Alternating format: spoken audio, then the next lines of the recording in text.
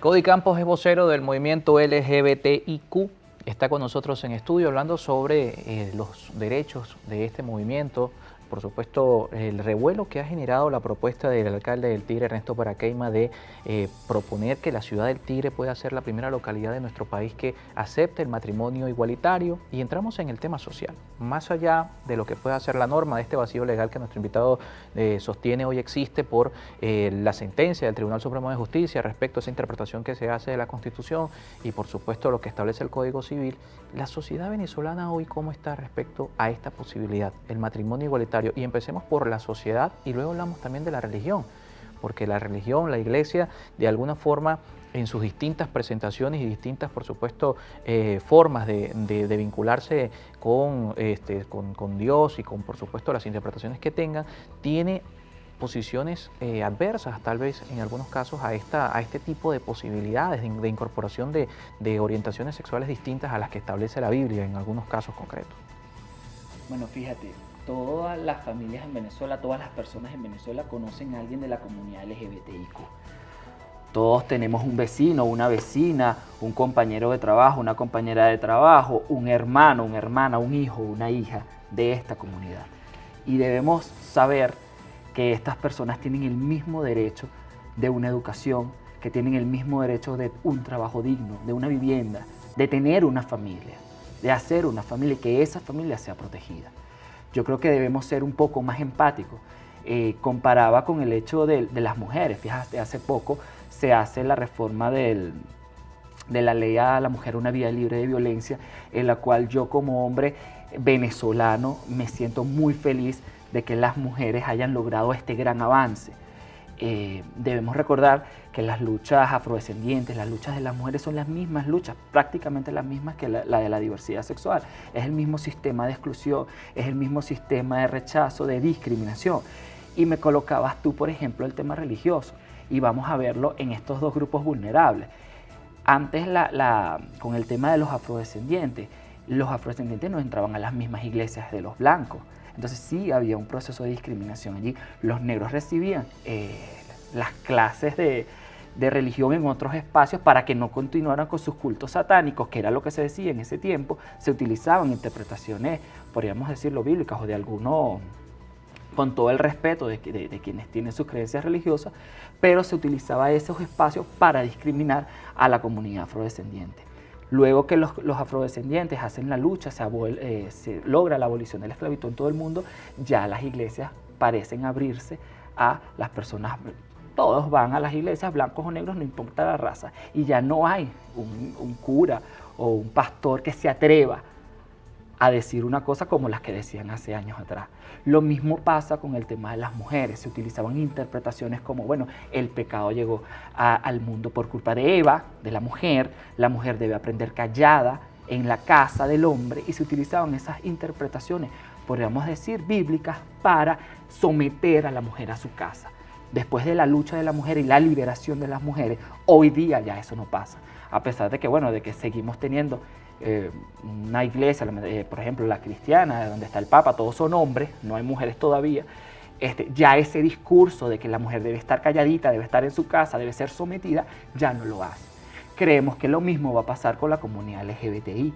Hemos sido llamados pecadores, hemos sido llamados un montón de cosas, pero hoy día, e incluso el Papa habla de que no se puede discriminar a las personas por su orientación sexual, identidad de expresión de género, y los invita también a comulgar. Que hace 200 años era impensable un papa que hablara de algo. Hace 200 años era impensable. Es más, era impensable que una persona abiertamente homosexual como yo estuviera en la televisión hablando de estos temas.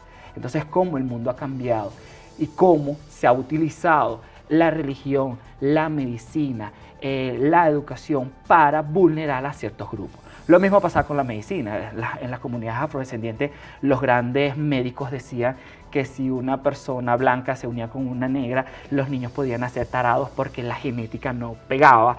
Decía que las mujeres tenían el cerebro un poquito menos pesado que el hombre y por eso las mujeres eran menos capaces que los hombres. Hoy día esos grandes médicos no dicen esas cosas porque saben que es totalmente absurdo. Y a nosotros, bueno, a nosotros nos llamaban prácticamente que enfermos. Hasta hace poco salimos del manual de enfermedades mentales, donde éramos considerados prácticamente las personas de la diversidad sexual unos enfermos. Entonces, la gente debe entender que este sistema que discrimina, que te enseña a ser racista, que te enseña a ser machista, a ser homofóbico, a discriminar a las personas con discapacidad, a verlas como un chiste, debe acabar. Y en Venezuela está acabando, por lo menos no hablemos de la iglesia, hablemos de la gente en la calle, porque mencionaba antes de irnos a la pausa lo que en redes sociales se ve. No, lamentablemente con cierta frecuencia vemos que personas por su orientación sexual son discriminadas, son desalojadas si mal no recuerdo, 2020, 2021, en Chacao, un local comercial desalojó a unas personas por su orientación sexual. O sea, la sociedad hoy, ¿cómo ha avanzado en este sentido? Más allá de lo que pueda decir la iglesia. Bueno, yo creo que la sociedad venezolana no es homofóbica. Sí hay algunos casos de homofobia que no podemos decir que no, como lo hay de machismo, como lo hay de racismo. Lo que sucede en Venezuela es que ya esto se convierte, tú lo mismo lo dijiste, se convirtió en un boom en las redes sociales, porque un restaurante tal discriminó a una pareja LGBT, y esas cosas no pasaban antes, eso era totalmente naturalizado y normalizado. A un homosexual que sacaran de un local, decía, bueno, es que me sacaron porque yo soy homosexual, el culpable soy yo, me tengo que ir. Pues hoy día ya no está tan naturalizada la discriminación y ya la gente ve mal el hecho de que saquen a una persona, el hecho de que no le den trabajo a una persona por su orientación sexual, por su identidad de género.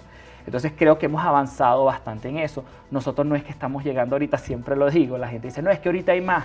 No es que ahorita hay más, es que siempre hemos estado allí, solo que antes vivíamos perseguidos y perseguidas. Aquí tenemos que recordar la ley de vagos y maleantes. En el periódico salía grandes titulares donde decía, bueno, redada a transformistas en la avenida Bolívar. Me imagino que las personas transgéneros y transexuales que leían eso decían, oye, yo no puedo salir a la calle. Es como que yo hoy en el periódico lea que, bueno, que van a meter preso a todos los calvos. Bueno, el día de mañana voy a tener que ponerme una peluca porque yo no quiero ir preso. Entonces, no es que no estemos allí, que estemos más, es que siempre hemos estado y que ahora estamos un poco más visibilizados. Y el entorno es mucho menos hostil. Nosotros no nos pusieron ayer, no vino una nave espacial y nos lanzaron aquí en Venezuela y caímos y ahora todo el mundo que se aguante, sino que nosotros hemos nacido y hemos crecido en este país. Tenemos vecinas, tenemos vecinos. Hay quienes incluso defienden, sin ser de la diversidad, sin ser parte de la comunidad LGBTI, defienden el tema de los derechos humanos de nosotras y nosotros porque es justicia. Y yo creo que a eso debemos avanzar. Y pongo el ejemplo, yo apoyo el tema de los animalistas, el tema del no maltrato al animal, y yo no soy un animal. Entonces, creo que creo que el pueblo venezolano está un poco más sensibilizado con estos temas y sí ve de muy mal ojo de que se discrimine, de que se rechace a una persona por ser diferente. Y lo que pasa en Venezuela, para contrastarlo con la región, como país, ¿cómo estamos respecto a Latinoamérica? Donde ya, por cierto, hay países donde el matrimonio igualitario es aceptado por las autoridades.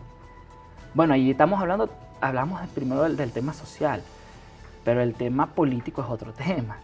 Yo creo que en América, desde Alaska a la Patagonia, 90% de la población tiene derechos igualitarios a la comunidad LGBTI, derecho a la identidad, derecho al matrimonio igualitario. En Venezuela, lamentándolo mucho, seguimos rezagados. Creo que es un tema de voluntad política, no es un tema de sociedad, creo que es un tema de voluntad política de quienes están ejerciendo el poder en este país, no quieren hablar del tema.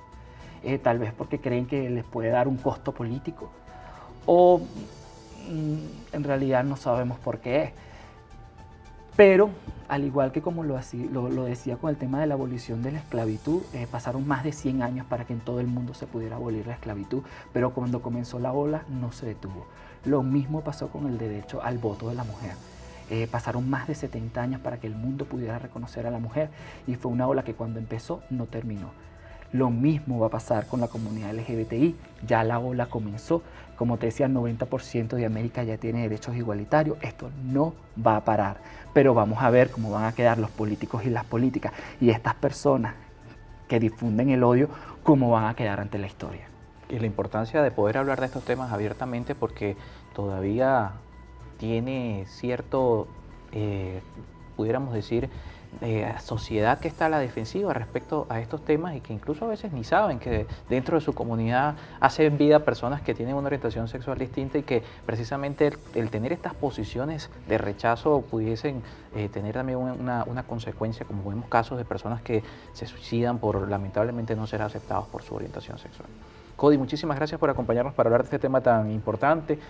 Cody Campos es vocero del movimiento LGBTIQ. Estuvo con nosotros hoy en nuestro espacio hablando no solamente de la propuesta del Tigre de ser la primera ciudad que pueda celebrar matrimonios igualitarios, sino también de la necesidad de incrementar esa capacidad de derechos y por supuesto tener voluntad política para sumar esfuerzos y poder lograr igualdad de derechos para toda la comunidad. Hacemos una pausa y al regreso vamos a cambiar de tema con nuestro segundo invitado.